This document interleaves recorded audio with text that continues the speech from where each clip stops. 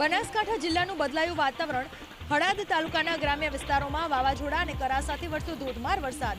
હળાદ પંથકના મંડાલી, સાડોસી, બામણોજ, આમલોઈ સહિતના ગ્રામ્ય વિસ્તારોમાં ગાજવીજ, ભારે પવન અને કરા સાથે વરસાદ વરસ્યો। કરા સાથે વરસેલા વરસાદથી રોડ રસ્તા પાણી થયા। કરા સાથે વરસેલા વરસાદથી ઉનાળુ બાજરી, મકાઈ અને મગફળી પકવતા ખેડૂતોની ચિંતા વધારી દીધી। ભારે વરસાદને પગલે વાતાવરણ પણ ઠંડુગાર થયું।